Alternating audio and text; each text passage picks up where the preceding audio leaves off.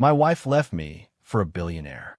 She said I'd never be able to give her the life she wanted. I didn't stop her. I just let her walk away. 8 months later, someone knocked on my door at midnight.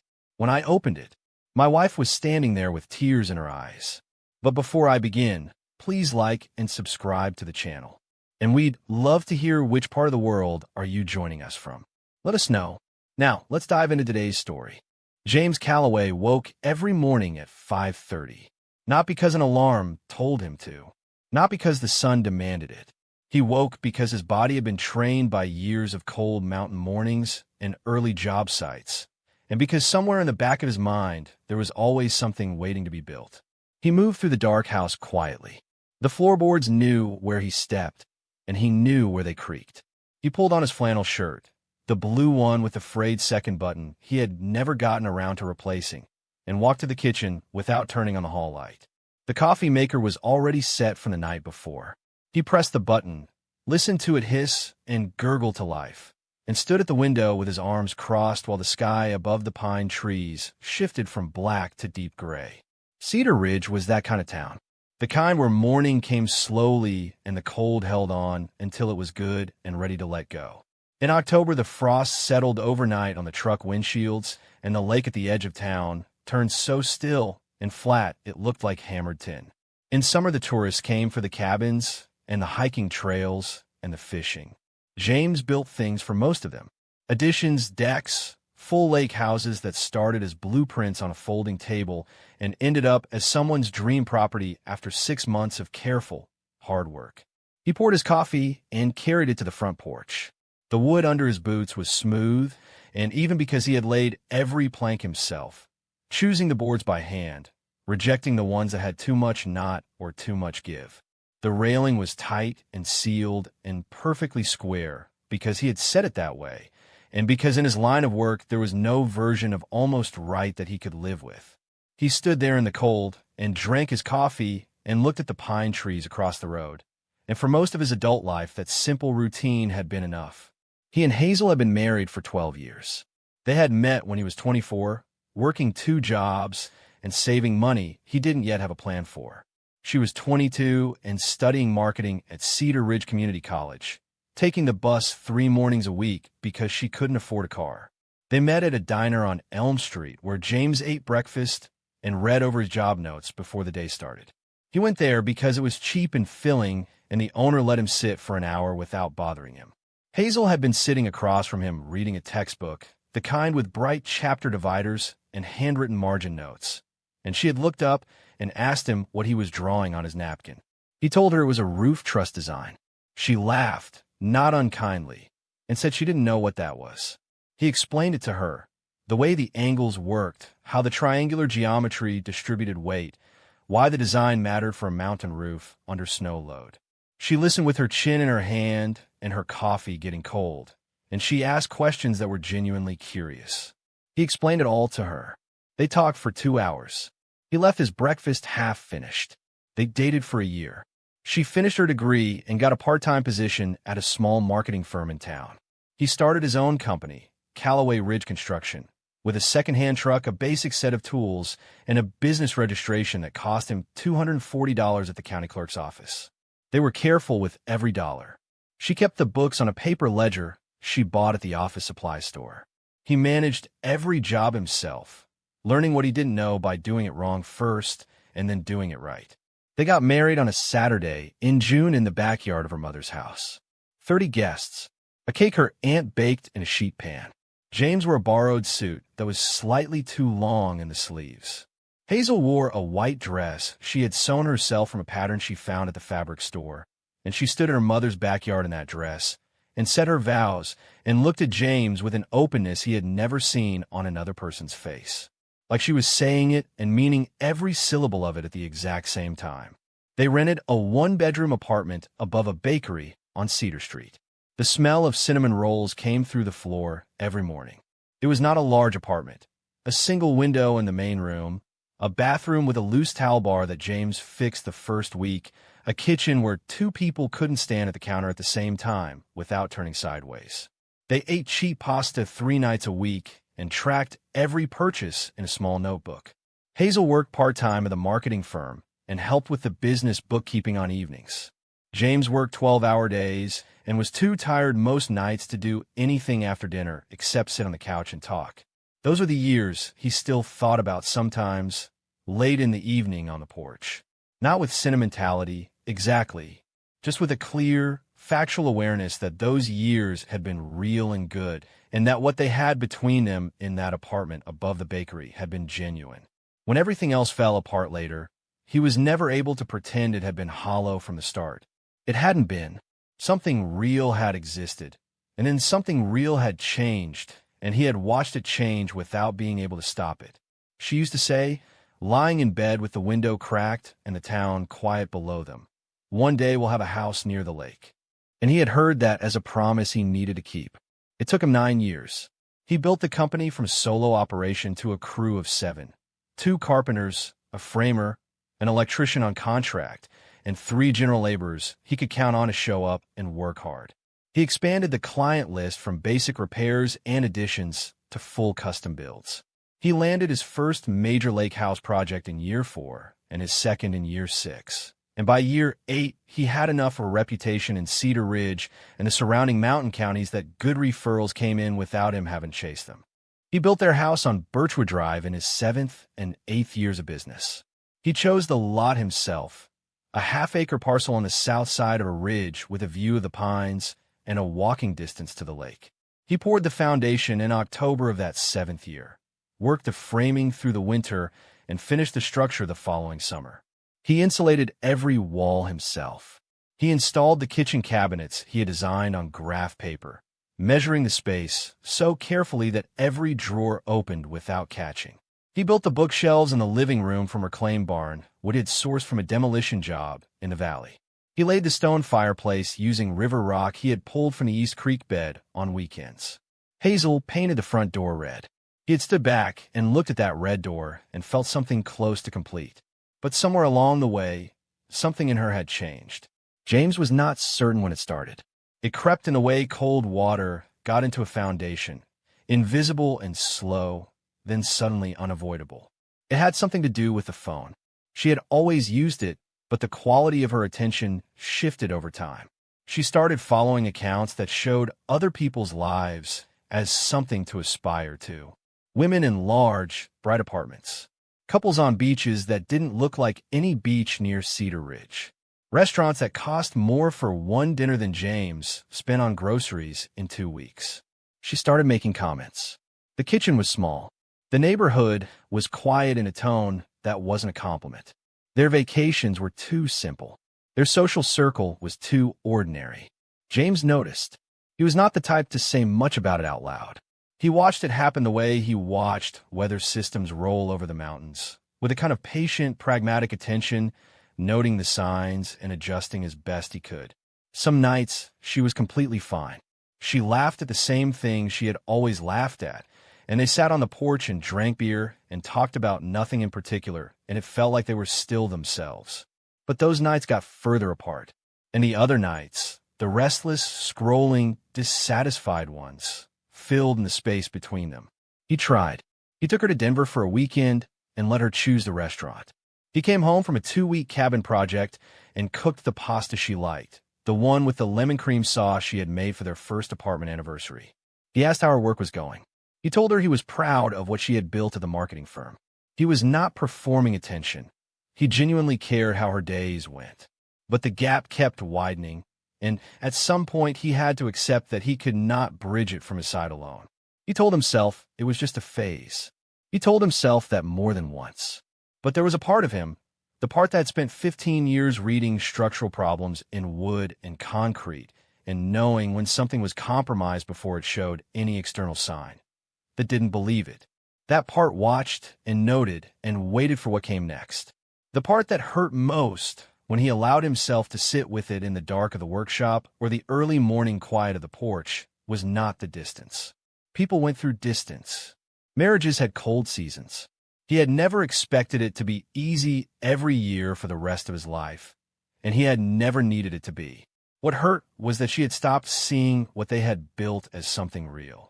He had given her the house she asked for, not a version of it, not a compromise, but the actual thing built by his own hands on land he had chosen and purchased. He had given her 12 years of showing up, of being present, of taking care of everything that needed to be taken care of. And none of it counted against the image on her phone of a life that looked different. He understood that he couldn't fight an image.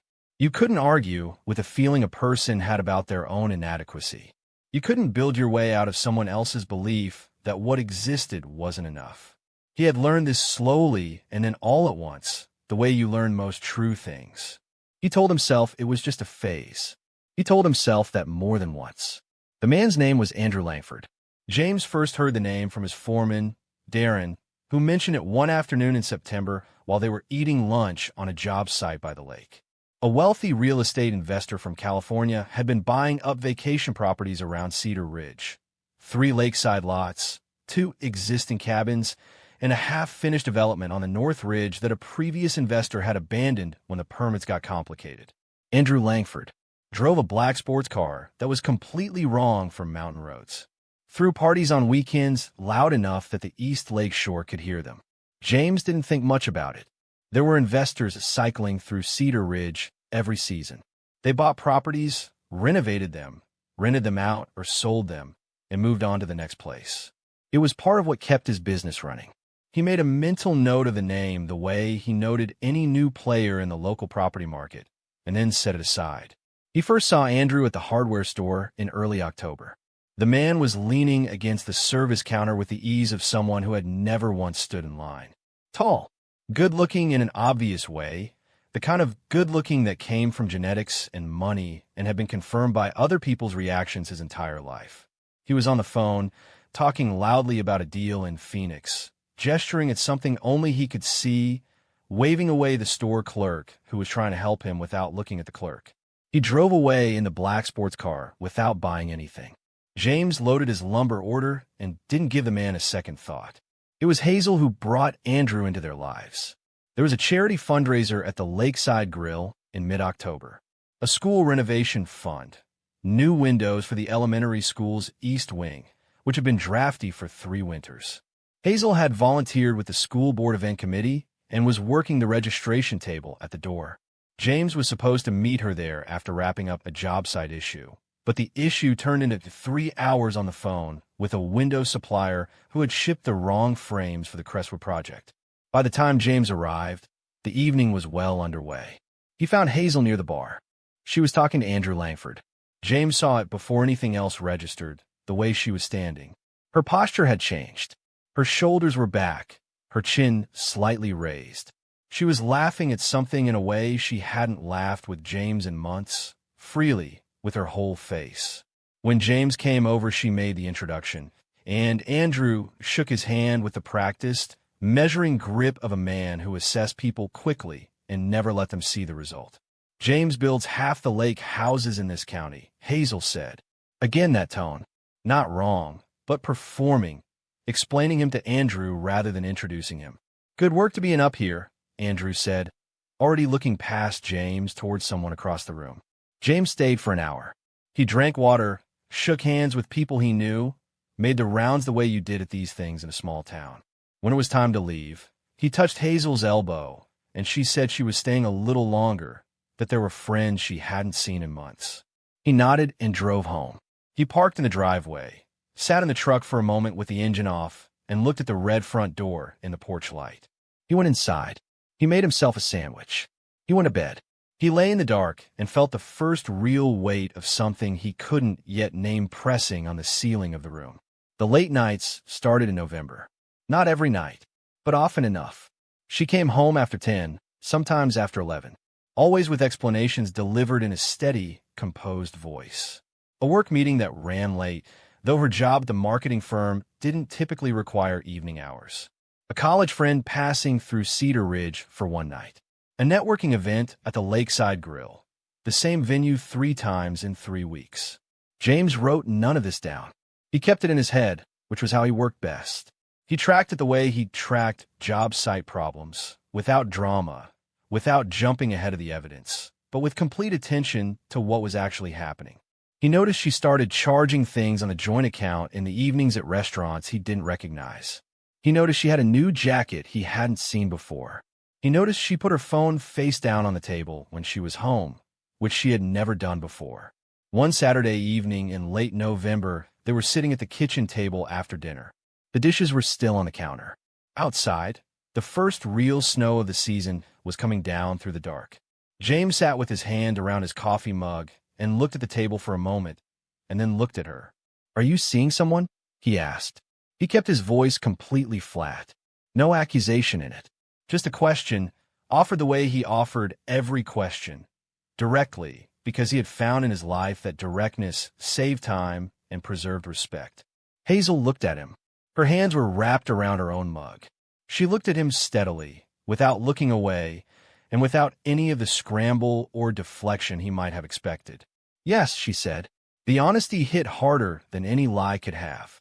A lie would have given him something to push back against, some version of events to dispute. This was a fact, delivered without apology or decoration or any visible discomfort, and it settled into the kitchen between them like a beam going into place. Solid, final, load-bearing. James sat with it. Outside, the snow fell on the porch railing and on the pine trees across the road. "Andrew Langford," he said. Not a question. She nodded once. He stood up. He carried his mug to the sink. He rinsed it carefully, the way he always did. He turned off the kitchen light. He went to bed. He didn't sleep until well past 2. The conversation that ended their marriage happened on a Sunday afternoon in December, 17 days after the kitchen table. James had given her those days. He had gone to work and come home and moved through the house with a deliberate, controlled calm that required more effort each day, but never cracked. He had spent those 17 days getting very clear inside himself. Not about what he felt, but about what was going to happen and how he intended to handle it. He had also spent some of them on the phone with Philip Ward. When he came home that Sunday, he found 2 suitcases in the front hallway. Packed. Zipped. Standing upright on the hardwood, like they had been there all along, like they belonged there. Hazel was in the living room near the window in her coat. She was not crying. Her face was composed and set, and she had the look of someone who had made a decision a long time ago and had only been waiting for the moment to act on it. "I deserve more than this town," she said. Her voice was steady, rehearsed. James stood in the doorway between the hall and the living room. He looked at the suitcases, then at her. "What exactly is wrong with this life?" She turned away from the window. "You build houses for rich people, James. You'll never be one of them." He had heard things like that before, in the amplified heat of arguments that got walked back by morning. But this was different. She was not arguing. She was stating something she believed to be simple, obvious, and final, the way you stated a fact that had been true for a long time and was only now being said out loud. "I've given you everything I said I would," he said. "You gave me this." She said it without cruelty or venom, which was almost worse than cruelty would have been. She said it the way you might explain a simple truth to someone who already knows it, but keeps pretending they don't. Her voice was patient, almost gentle. She didn't need to win this conversation. She had already won the one she was actually having, the one in her own head, months ago. From outside came the sound of an engine idling. James walked to the window without looking at her. The black sports car sat at the curb. Andrew Langford was behind the wheel. He had one arm on the door, and he was looking at his phone, not watching the house, not waiting anxiously, just waiting the way someone waited for a car wash to finish. James looked at the car for a long moment. He looked at the snow on the porch railing. He looked at the pine trees along the road that he had planted as seedlings the spring after they moved in. They were 15 feet tall now. He heard Hazel pick up one of the suitcases in the hallway. She paused at the door. He could feel her pause, the slight stillness of someone choosing their last words. She turned back, just briefly. "He can give me everything you never could." James looked at the pine trees. "Then go." The door opened. The cold came in for a moment. The door closed. He heard the trunk of the car open and close, once, twice. He heard the engine pull away from the curb. And then the house was quiet. Not an ordinary quiet, a different kind entirely. The silence that filled a space after something was removed from it. Not empty, exactly, but rearranged in a way that hadn't settled yet. He stood at the window for a while. Then he went to his workshop in the garage, turned on the radio to a station playing something instrumental, and started finishing the porch trim repair he had been putting off for 3 weeks. He worked steadily, measuring twice and cutting once the way he always did, and the hours passed. The 17 days between the kitchen table conversation and the Sunday with the suitcases were the quietest of James's adult life. He worked them through the way he worked through every difficult problem, by not running from it and not rushing it, but by sitting with it until he understood its actual dimensions. He had loved Hazel. That was a true thing, and he wasn't going to spend time pretending it wasn't. He had loved her in the way that built slowly and held firm, not the loud, consuming way that burned itself out, but the steady, reliable way that showed up every morning and kept its promises over years. He had given her everything he said he would give her. He had built the house she asked for and built the company he needed to keep it. He had been present, provided for, and true. None of that was going to change what was happening. And he knew, in those 17 quiet days, that fighting what was happening would not bring back what they had been, that had already been gone for a long time. What was left now was the practical work of managing what came next, and James was exceptionally good at practical work. He called Philip Ward on the 3rd day. He explained the situation plainly, the way he explained everything. He told Philip about the trust, about the business registration, about the documentation he had. Philip listened without interrupting. When James finished, Philip asked 3 questions. James answered each one. There was a pause. "All right," Philip said. "When she files, call me." James thanked him and hung up. He went back to work. In the weeks after Hazel left, James worked. Not as escape or distraction. That was not how he was made. He worked because the work was real and because right now, real things were worth more to him than anything else. He was on job sites by 7 every morning, moving with the quiet efficiency of a man who had made his peace with what happened and was focused entirely on what came next. The Crestwood Lake House project was in its final construction phase, the largest single job Callaway Ridge Construction had ever taken on, and it required his complete attention. The Crestwood build was a 2-story custom home on the North Lake Shore. 3,000 square feet of handmade finish work, hand-set stone on the main floor, custom millwork on the stair rail, a wraparound deck that required 17 precisely mitered corner joints. His crew was solid. Darren had been his foreman for 5 years and knew how to read a job site the way James did. But James stayed late most evenings anyway, walking the framing with a flashlight after the crew had gone, checking measurements, reviewing the work list for the following morning.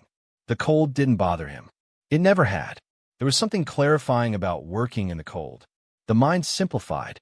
You focused on what was in front of you, the measurement in your hand, the joint that needed setting, the sound the wood made when it seated correctly.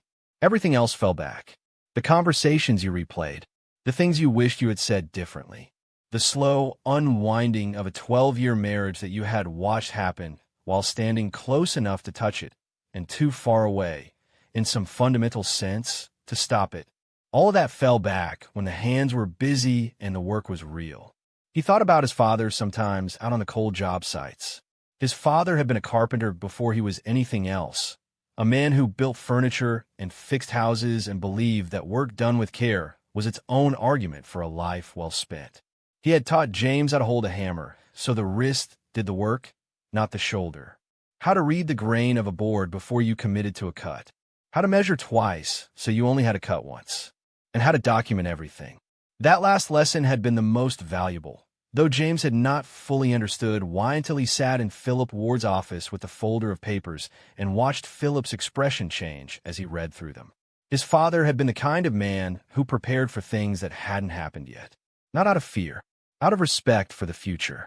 You didn't leave important things unprotected because you were too comfortable or too trusting to imagine that they might need protection. You put the property in the trust. You kept the registration dated before the marriage. You kept the paperwork clean and organized because someday someone might need to read it, and when that day came, what you had prepared would speak for you. James drove home in the dark of those winter evenings and was grateful for his father every single time. Not with bitterness, because bitterness was a slow leak, It cost you energy and gained you nothing. He thought about her with a kind of calm, factual accounting. She had looked at her life and decided it wasn't enough. She had found a man she believed would give her the version of life she wanted. She had made a choice. He was not going to punish her for making it, and he was not going to pretend it hadn't happened. Both of those responses were forms of not accepting reality, and James had built his entire life on accepting things as they actually were. What he did allow himself to wonder about on those dark drives home was whether Andrew Langford was what Hazel expected him to be. He had seen enough wealthy people in his years of building their houses to know that money did not simplify a person. It did the opposite. It amplified whatever was already there, removed the obstacles that usually taught people patience and accountability, and turned every whim into an option. He wondered whether Hazel had thought any of that through, or whether she had been so fixed on the image she had built of Andrew's life that she had never looked past the surface of it. He filed for divorce in January. He drove to Philip Ward's office on a gray Tuesday morning, sat across the desk, and laid out the situation plainly. He had been thorough with the documentation, bank records, the LLC registration from 13 months before the marriage, the family trust paperwork, the property deed history. Philip was a careful, experienced attorney who had been practicing in the mountain counties for 20 years. He went through everything slowly, asked precise questions, and told James they were in a solid position. "She may file against you," Philip said. "I expect she will," James said. He said it without hardness, just as one more fact in the accounting. Andrew Langford's world was built to impress, and it succeeded. The mansion above the East Lake was everything the word implied. 3 floors of glass and stone built into the hillside, with a view of the water from every room on the east side, a boathouse, a wine cellar that occupied the entire lower level, and a kitchen with more counter space than Hazel's old marketing office had floor space. Andrew had a housekeeper who came 3 mornings a week and a property manager who handled the other Cedar Ridge buildings. He had accounts at the best restaurants in Denver and a standing reservation at a hotel in San Francisco that he used several times a year for business. For the first several weeks, Hazel told herself she had made the right decision. She told herself this with the particular insistence of a person trying to make a feeling keep pace with a belief. The feeling of rightness she had expected, that warm, confirming sense of finally arriving somewhere, hadn't quite materialized yet. But the circumstances were right. The house was beautiful. The clothes Andrew bought her were better than anything she had ever owned. She was living inside the image she had spent years scrolling past on her phone, and she held on to that. But Andrew Langford was the kind of man who had never been required to develop the patience or consideration that came from ordinary difficulty. When you could buy your way out of discomfort, you never built the tolerance for it. When you could replace whatever stopped working, you never learned how to repair it. The version of Andrew that had charmed her at the charity event, attentive, warm, specific in his interest, was the version he presented when he wanted something. Once he had what he wanted, the charm didn't disappear. It just stopped being directed at her. He was often on his phone. He had calls at odd hours, deals in multiple cities, people he needed to speak with right now, no matter what else was happening in the room. He came and went without explanation. 3 days in Denver, a week in Los Angeles, a long weekend somewhere she wasn't invited. He introduced her to his friends as Hazel without any further context, and she noticed that his friends never asked follow-up questions the way people did when someone genuinely mattered. She started to feel it around the 6-week mark. A low, quiet sense that something was misaligned. She pushed it down. She told herself that wealthy men lived differently, that he had obligations she didn't fully understand yet. She told herself that when his schedule settled, he was always implying his schedule was about to settle. He would be more present. She went to the gym. She explored Cedar Ridge's small downtown in a way she never had when she lived there as a regular resident. She kept herself busy during the long days when Andrew was gone. The social world that surrounded Andrew was the one that stung her most consistently. His circle was wealthy, connected, and composed of people who had known each other for years across multiple cities. They gathered at the mansion on weekends, drove up from Denver or down from Aspen, filled the lakeside deck with wine, and conversation that moved quickly from property deals to international travel to gossip about people Hazel had never met. She circulated among them with a smile she held carefully in place. She contributed to conversations when she could find the entry point, asked questions she thought were reasonable, made references to her marketing experience. But the conversations moved on without her the way rivers moved around rocks. Not hostile, just directed elsewhere. She was not part of the tissue that held these people together, and no amount of effort on her part was going to change that in an evening, or a month of evenings. She overheard Andrew describe her to a friend from Los Angeles as someone I met locally. 3 words. The specific casualness of it took the air out of her chest. She said nothing. She refilled her wine glass and kept smiling. The control was subtle at first. His opinion about where they ate was always the deciding one, so decisively expressed that she found herself agreeing before she had finished forming her own preference. His view on how she spent her evenings was framed as suggestion, but functioned as instruction.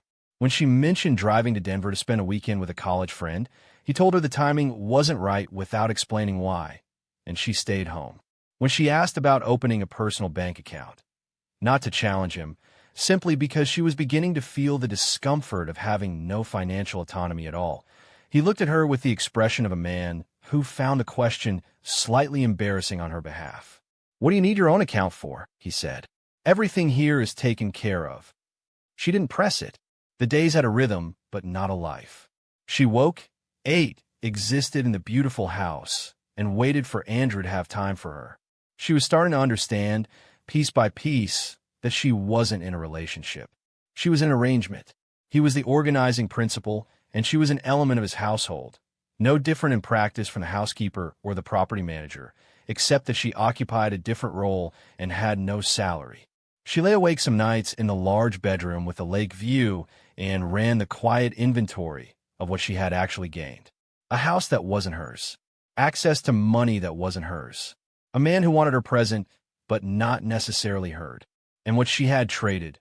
A husband who knew every board and nail in the home he had built with his own hands, who came home every day and sat at the table and asked how her work was going and actually waited for the answer. She did not say this to anyone. She got up and made coffee in the large kitchen and kept moving. 1 week before she finally asked Andrew the question she had been avoiding, she found something that removed any remaining uncertainty about where she stood. She had been looking for a laptop charger and picked up Andrew's phone by mistake. It was unlocked. She looked at the screen for a moment before understanding what she was looking at. The messages were from a woman named Portia from Miami. They were warm in the particular way that only came from a long, close history, full of specific references and private language that couldn't be invented. They stretched back 18 months. Hazel set the phone on the kitchen counter. She stood there in the large, expensive kitchen in the large, expensive house and thought about all the time she had spent here adjusting herself, fitting into the available space, keeping her voice at the right pitch and her face at the right expression and her needs at a manageable size so they wouldn't be inconvenient. She had done all of that, and this was what had existed beneath it the entire time. She thought about James. The thought arrived without her inviting it, quietly and without dramatics. She thought about the kitchen table at Birchwood Drive and the way he used to sit across from her after dinner with his coffee and ask how her day had gone. She had found that ordinary at the time. She had decided that ordinary wasn't enough. Now she stood in a kitchen that was 10 times the size of James's and felt the specific, precise quality of what ordinary could mean when it was given freely and kept without condition. She stopped that thought. She put the phone back where she had found it. A week later, she asked him when they were getting married. 6 months in, on a Tuesday evening in late April, Hazel came into the living room and sat across from Andrew and asked the question she had been building toward for weeks. "When are we getting married?" He looked up from his tablet. Not startled, not alarmed. He looked at her with the particular patience of a man adjusting his focus from something more important to something he was about to dispose of. "Married," he said. "Yes." She kept her voice level. Her hands were folded in her lap, and she pressed them together to keep them still. "You said we had a future. When I left, you were talking about what we could build together. He set the tablet on the cushion beside him. He leaned back. The pause was long enough to be deliberate, long enough that by the time he spoke, she already knew the answer. Hazel. He said her name like a title. Patient, just slightly tired. I never said I wanted to get married. You talked about the future. I said I cared about you. He gave her a look that was almost kind in its certainty. That's not a proposal. Her stomach hollowed out. Not sharply, slowly like air leaving a tire. I left my husband for you, she said. Andrew looked at her for a moment. He looked at the window. He looked back at her. That was your choice to make, he said. I didn't ask you to leave anyone. The argument lasted less than 20 minutes. She raised her voice. He kept his even. She said things about what he had implied, what she had understood, what any reasonable person would have concluded from how he had acted. He said things about his own very clear sense of what he had and hadn't committed to. By the end of it, he had stood and told her, with the practiced calm of a man who had done this before, that she should pack. You're serious, she said. I'm flying to Spain at the end of the week. He picked up his phone. With a friend. With her, Hazel said. You should pack, he said again. She stood in the living room while he walked toward the stairs. She looked around at the house. The art, the stone floors, the lake visible through the west windows, darkening under the April sky. She looked at all of it and understood that she had no claim on any of it. She had never had a claim on any of it. She had been living inside something that was his in every dimension and had never, at any point, been theirs. The next morning her bags were on the driveway. The security gate at the foot of the hill closed behind her with a smooth, electric click that was somehow the most indifferent sound she had ever heard. She stood on the road outside the gate with her 2 suitcases and a phone with 31% battery. The morning was cool, and the lake at the bottom of the hill was bright in the early light, and Cedar Ridge was going about its business in every direction. She called a cab. She did not know where she was going. The town did not change while Hazel was gone. Cedar Ridge moved through its seasons with the indifference of mountain geography, unchanged by the private dramas of anyone living in it. The summer came. The tourists arrived with their kayaks and their hiking boots and their reservations at the lakeside restaurants. James's crew finished the Crestwood Lake House in late July. When the client did the final walkthrough, he moved through each room in silence, touching the millwork and looking at the ceiling heights and checking the way the deck's corner joints had been set, and then he shook James's hand for a long time. 20 years I've been hiring contractors, he said. This is the finest house I've ever seen come out of the ground. James thanked him and meant it. The Crestwood job had taken everything he had, every technical skill he had spent 15 years developing, every management decision, every late evening with a flashlight walking the framing. It was the kind of work that a man could look at and know exactly what he had put into it. That kind of work left very little room for anything else, and James had been grateful for that, especially in the months when the alternative to focus was sitting in a quiet house thinking about what had happened. He bought a new truck in August, a heavy-duty work truck in dark gray, built for the mountain roads and the equipment loads he needed it to carry. He drove it home on a Saturday afternoon, parked it in the driveway, and stood back and looked at it the way he stood back from a finished project, with the simple satisfaction of having done something right. He had his house. He had his company, now with 8 crew members after a strong referral season had him staffing up. He had his mornings on the porch with the coffee and the cold air and the pines. He had Darren and the crew, men he trusted and had worked alongside long enough to know how they thought and what they were capable of. He had Cedar Ridge itself, the roads he had driven his whole life, the lake in every season, the particular quality of light in the mountains in September that he had never seen anywhere else. His sister called from Fort Collins every Sunday evening. She pushed him once, gently, about whether he was seeing anyone. He told her he was fine. She said she knew that wasn't an answer. He said he wasn't ready for that kind of attention yet, and that he knew himself well enough to know the difference between not ready and not ever. She accepted that.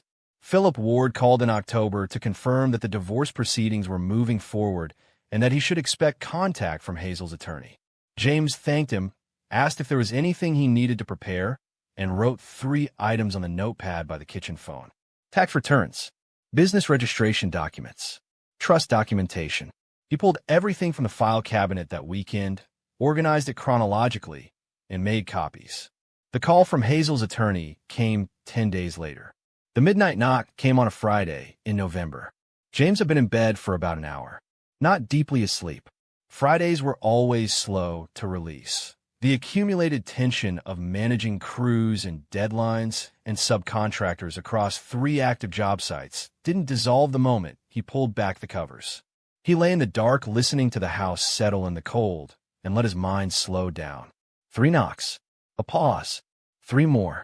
He lay still for a moment, placing the sound. Not the settling of the structure.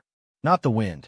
Actual knocking, deliberate and heavy enough to be heard through a closed bedroom door. He pulled on his jeans and a sweatshirt and walked down the hallway. He turned on the porch light before he opened the door. Hazel stood on the step. She was wearing a thin jacket that was completely wrong for November at this elevation. Her hair was loose and damp and had dried wrong, half flat against one side of her face. Her cheeks were red from the cold. Her eyes were swollen in the particular way that came from crying over several hours rather than just a few minutes. She was carrying a single bag on her shoulder, not the 2-pack suitcases she had left with, just one bag, and it looked half empty. She was not the woman who had walked out of this house 8 months ago. That woman had been composed, resolved, facing forward with the certainty of someone who knew exactly what she was walking toward.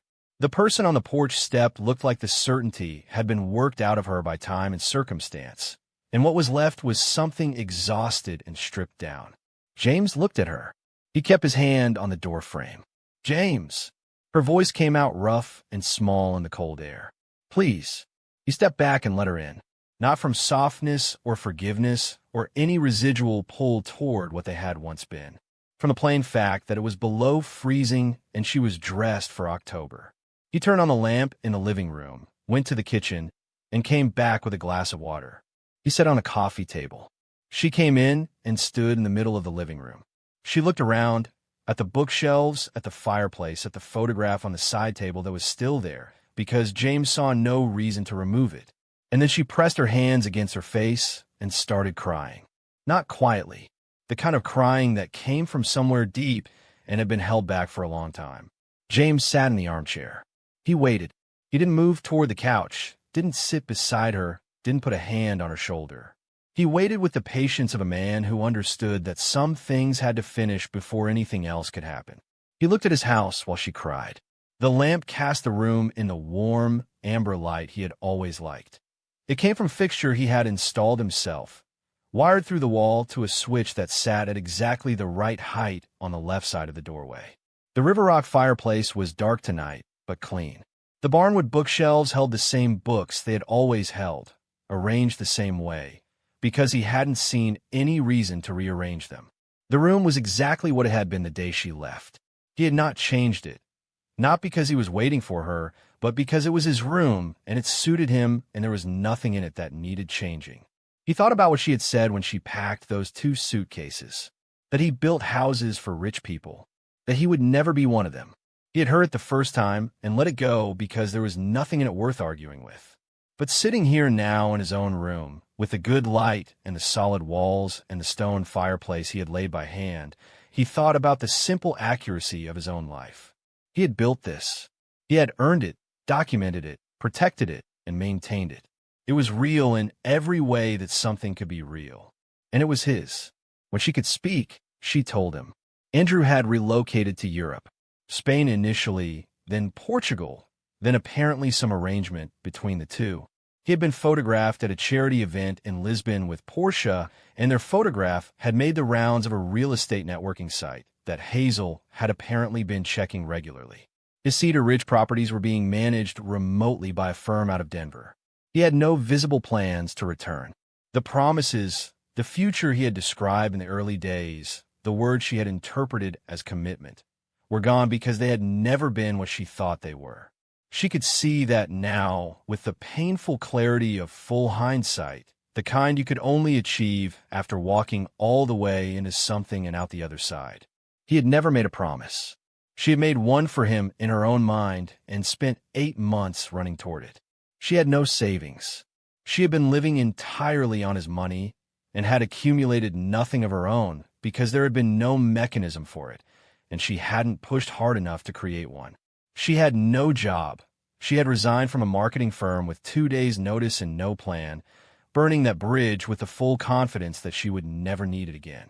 She had been staying in a budget motel on the edge of Cedar Ridge for 3 weeks, running down what remained on her credit card. She looked around the living room again, at the River Rock fireplace, at the barnwood bookshelves, at the door to the kitchen where the cabinets he had built from graph paper met the ceiling at a perfect line. "I made a terrible mistake," she said. Her voice was low and flat now, past the heavy crying. James looked at her. He was quiet for a moment. "I know," he said. He stood. He brought the extra blanket from the hall closet and left it folded over the arm of the couch. He turned off the lamp on the far side of the room, leaving the one by the door on. He said goodnight and went back to bed. He lay in the dark for a long time. He thought about what the next weeks would require of him. The steadiness, the documentation, the deliberate calmness of a man who had prepared for this and was not going to be moved by it. He thought about Philip Ward and the filing and the courtroom. He thought about his father, who had set up the family trust years before he died, who had told James once that the most important thing you could do in business was document everything and protect the things you had built. He fell asleep sometime after 2. 2 weeks later, the court papers arrived. James was at the kitchen table with his coffee when the envelope came through the mail slot. He recognized the legal format of it, picked it up, and read it standing in the hallway. He sat on the table. He finished his coffee. He called Philip at 9. Hazel had filed for divorce and property division. Her claims were comprehensive. Half the marital home, a 40% stake in Callaway Ridge Construction, on the argument that the company had grown substantially during the marriage and that Hazel's domestic contribution had enabled that growth. Monthly financial support based on emotional neglect during the marriage. Her attorney is arguing that you prioritized work over the relationship, Philip said, that she was emotionally unsupported and that the marriage's breakdown was a result of your unavailability. James was quiet for a moment. Outside his kitchen window, the November sky was white and close to the ridge. "When is the hearing?" he asked. He prepared for the hearing the way he prepared for a complex build. Methodically, without shortcuts. He pulled every document Philip requested and several he hadn't thought to request. The original LLC registration dated February of the year before the marriage, the full trust documentation in his father's name, the property deed history, the construction loan application that was in his name alone, the bank statements showing the sources of funds used during the house construction. He organized them by category and date and brought them to Philip's office in a folder that was clearly labeled. Philip went through everything slowly.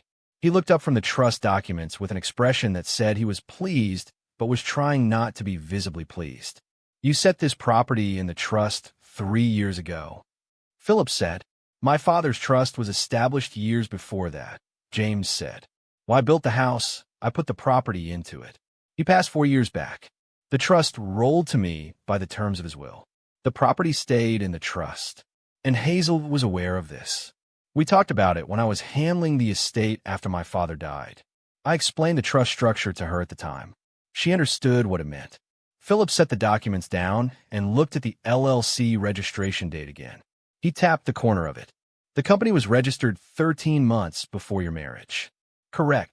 She has no claim to the company." "No," James said. "She doesn't." Philip leaned back.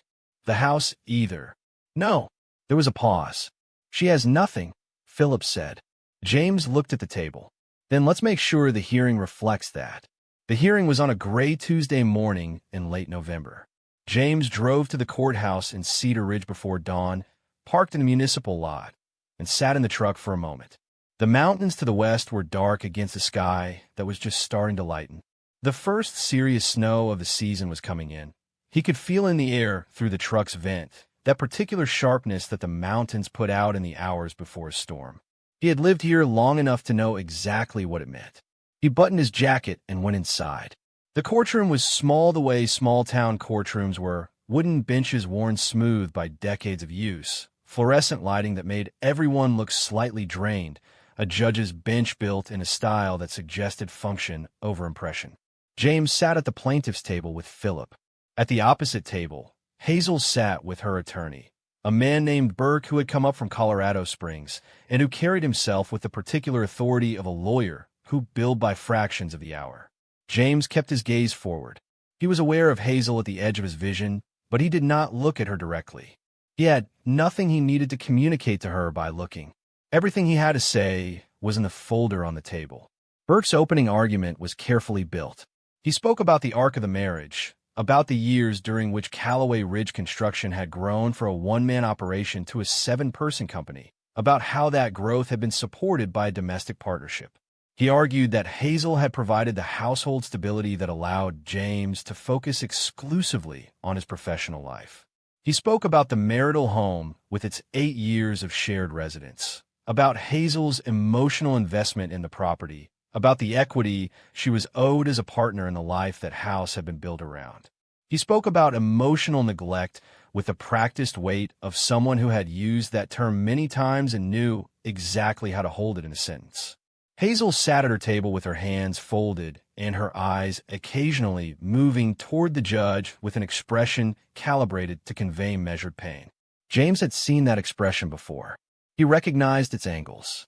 When it was his turn, Philip walked him through the key facts with the efficiency of a lawyer who had spent years learning that brevity was its own form of authority. James answered each question clearly and without elaboration he hadn't been asked for. He had always spoken this way. Directness wasn't performance for him. It was just how he communicated. "Your Honor," Philip said, "my client's construction company was established as a single-member LLC in the February preceding the marriage by 13 months. The registration documents are before the court. The company's growth during the marriage reflects Mr. Callaway's documented business decisions and client relationships. Mrs. Callaway held no ownership stake, no officer position, and drew no salary from the company at any point. The domestic contribution argument has no legal basis in these circumstances." The judge made a note. "And the property?" he said. "The property on Birchwood Drive was placed into the Callaway Family Trust at the time of construction," Philip said. "The trust documents are in evidence. The property was held in the trust continuously from the date of the foundation permit through the present day. It was never transferred into marital property and never treated as joint asset by either party. Under Colorado property law, it falls outside the scope of marital division." Burke rose to challenge the trust argument. He raised the claim that marital funds had been used during the construction period, that Hazel had been an active domestic partner throughout the build, that the house could not be cleanly separated from the marriage it had been built within. Philip responded with the bank statements, the construction loan application, the draw schedule. The numbers were precise and unambiguous. The house had been built with James's premarital savings, a construction loan in his sole name, and business revenue from Callaway Ridge Construction, which itself predated the marriage. Burke pivoted to the emotional neglect argument. He described James as a man who had been absent from the marriage in practice, even when present in the house, consumed by his business, emotionally unavailable, the kind of partner who built things for other people and had nothing left over for the one person he had promised to take care of. James sat at the table and listened to this without moving. He thought about the pasta with the lemon cream sauce. He thought about the weekend in Denver and the questions about how her work was going and the thousands of small ordinary days he had shown up for. He thought about what it meant to be accused of absence by a woman who had chosen to be absent. He kept his hands flat on the table. The judge reviewed the documents. He was methodical, gray-haired, precise, asking questions that were specific enough to be useful and patient enough to not be rushed. He went back through the trust documents a second time. He asked Philip 2 clarifying questions about the construction loan structure. He asked Burke to walk him through the specific dates of the emotional neglect claims. Burke did. The judge wrote something down and looked at both tables. James was still. He breathed slowly. The ruling came clearly and without theater. The LLC registration predated the marriage by 13 months. Callaway Ridge Construction was James Callaway's sole property. Hazel's claim to any percentage of the company was denied. The Callaway Family Trust held the property on Birchwood Drive. The evidence showed no conversion of the property to marital status at any point. Hazel's claim to the house or its equity was denied. The argument for domestic contribution enabling business growth was not supported by the evidence presented. The claim for ongoing financial support was denied. Hazel was entitled to the divorce she had filed for. Nothing further. James heard each denial the way he heard a structural inspection come back clean. Without surprise, without visible relief, without any performance of satisfaction.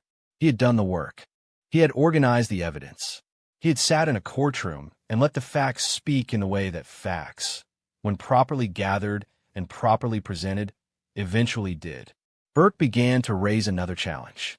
The judge heard 3 sentences of it, and then raised one hand and spoke with the patient finality of someone who had sat in this courtroom for 20 years and knew exactly where a dead end was. The gavel came down. Hazel turned to Burke and said something James couldn't hear. Burke shook his head once, gathered his papers, and reached for his briefcase. Outside, the snow had started. It fell in small, thin flakes, the first light fall ahead of the main system, the kind that dusted the ground and clung to evergreen needles and made the courthouse steps look clean and white and completely indifferent to everything that had just happened inside. James buttoned his jacket, shook Philip's hand on the steps, thanked him for the work, and accepted the promise of final paperwork by Friday. He was halfway down the path to the parking lot when he heard footsteps behind him. He stopped. He turned. Hazel stood at the top of the courthouse steps. Her attorney was gone. Burke had headed the other direction, already on his phone, already moving to the next thing. She stood there alone at the top of the steps in her coat, the snow falling around her, her arms crossed against the cold. She looked at James with an expression he had not seen on her face before. Not the composed certainty she had worn the day she left. Not the calculated injury of the courtroom. Something stripped all the way back, down to what was underneath when all the other things were removed. "I have nowhere to go," she said. Her voice was small in the open air. The snow fell between them. James stood on the path below the steps.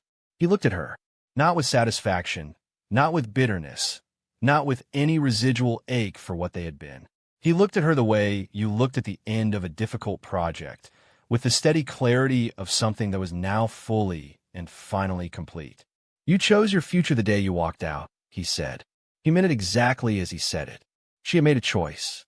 She had made it clearly and deliberately and with full confidence, and the choice had run its course. That was the most honest thing he could give her, and he had always given what he actually had to give. He turned and walked to his truck. He drove out of the lot, through Cedar Ridge's downtown, past the hardware store where he bought his lumber, the diner on Elm Street where he had eaten breakfast and explained a roof truss to a woman reading a textbook 20 years ago, the elementary school with the new East Wing windows that his crew had helped make possible. The snow was coming down harder now. The ridge was in the clouds. He turned onto the Birchwood Drive road and climbed the hill. He pulled into his driveway. He sat with the engine off and the snow falling soft on the windshield. The porch light was on. The red front door glowed in it. He got out. He walked to the porch. He stood there for a moment before going inside, the way he always stood for a moment on the porch before going in. He listened to the pine trees.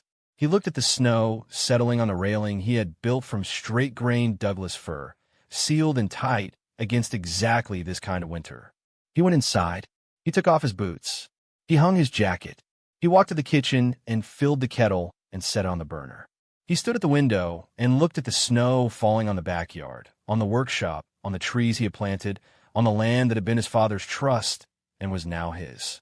This house, the one she had called small, the one she had walked away from without looking back, the one he had framed in the cold of 2 winters, roofed in July heat, insulated by hand in October when he came home every evening covered in fiberglass dust. The one his father's trust had protected and the law had confirmed and no courtroom argument had been able to diminish. The house that was now, fully and completely, and without any remaining ambiguity, exactly what it had always been, his. He made his tea. He carried it to the front porch. The snow fell steadily on the pine trees along the road. The town below was quiet. He could not see the lake from here in the dark and the snow, but he knew it was there, flat and gray under the storm, cold and deep, the same water it had always been. He had grown up watching that lake change through every season, and he had never gotten tired of it. He had built a life here that was genuinely his own. not borrowed from anyone's idea of what a man was supposed to want, not assembled from comparison or performance or the restless chase of something that looked better on screen. A life built from real work and real decisions on real ground. A life that had been tested by time, by distance, by loss, by a courtroom, and everything that led to it, and had held, not because it was showy or remarkable, because it was true. He drank his tea. The snow fell on the porch railing. The house was quiet around him in a way that had no absence in it, no hollow in the walls. It was quiet the way a finished project was quiet, complete, solid, standing exactly as it should. James stood on his porch in the falling snow, breathing the cold mountain air, and felt the kind of peace that only came to a man who had built something with his own hands and protected it with clear eyes and a steady will. It was a quiet life, and it was everything.